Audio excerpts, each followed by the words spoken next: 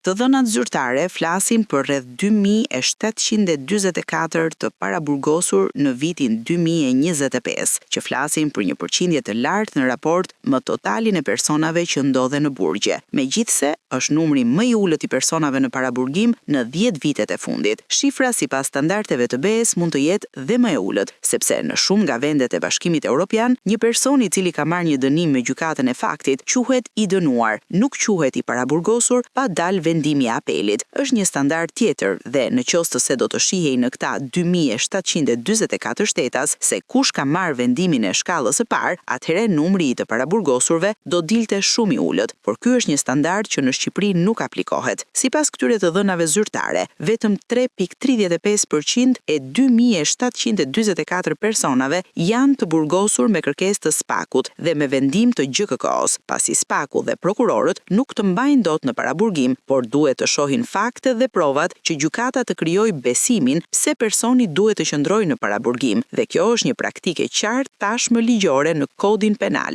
Në fakt, e gjithë zhurma mediatike bëhet sikur spaku ka mbushur burgjet. Kjo është e pavërtetë, pasi burgjet i ka mbushur prokuroria e juridiksionit të përgjithshëm me vendime të gjykatave të rretheve, pas kallëzimeve masive që bëhen nga policia e shtetit. Po kur është rasti, pse duhet të vër drynin spaku? Nga të gjitha të dhënat e verifikuara dhe konfirmuara nga CNA, zyrtar i lartë në paraburgim me detyrë në Shqipëri është vetëm një, dhe ai e ka emrin Erion Veliaj, i cili ka 9 akuza për korrupsion dhe janë dhe disa akuza të tjera: pastrim të produkteve të veprës penale, mos deklarim pasurie, shpërdorim detyre dhe futje e sendeve të ndaluara në burg. I vetmi zyrtar i lartë, Ilir Beqa, është në gjykim, por nuk është zyrtar, është ish zyrtar. Ilir Meta është në gjykim, por nuk është zyrtar, është ish zyrtar, dhe shumë ish zyrtar të tjerë. Janë 2 apo 3 kryebashkiak që janë arrestuar, mbajtur në paraburgim dhe dënuar, por ka dhe nga ata që janë ndjekur në gjendje të lirë, ndërsa janë dënuar, siç është rasti i Edison Memollës, siç është rasti i ndjekjes së ish deputetit Plarent Ndreca, siç është rasti i ndjekjes së kryebashkiakut të Shkodrës Benet Becit, apo disa zyrtarëve të tjerë të shtetit, drejtor të ARSH-ve, drejtues institucionesh, të cilët nuk janë në paraburgim, por kanë masa më të lehta sigurini. Sot kanë vetëm një zyrtar të lartë në paraburgim. Tani po bëhet gjithçka, manipulohet me shifrat, ka filluar propaganda,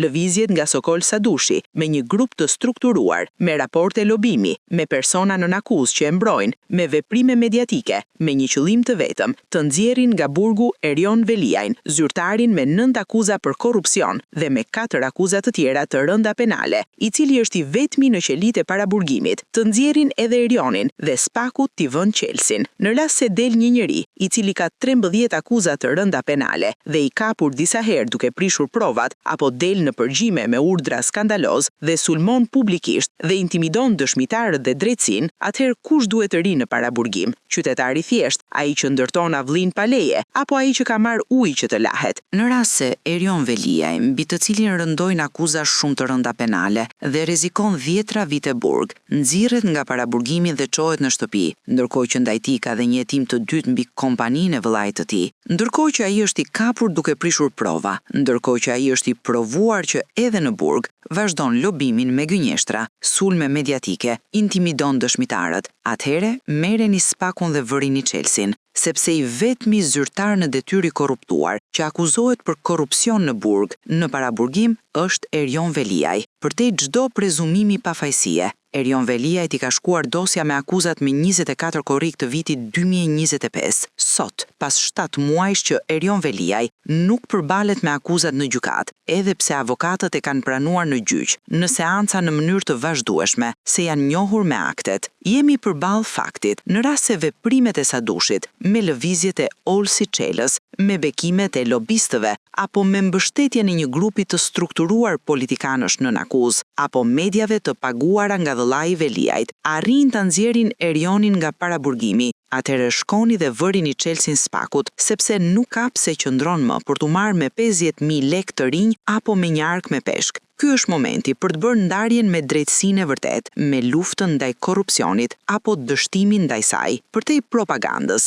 luftën ndaj korrupsionit për t'ikur në BE, jemi përballë faktit që ka 10 zyrtar të akuzuar, por shumë pak prej tyre në paraburgim ndiqen të gjithë të lirë për rrethana dhe arsye të ndryshme penale, kurse veprimet e grupeve të strukturuara për të nxjerrë Erjon Veliajn, në finale rezultati duhet të jetë vërini Chelsea-n Spakut.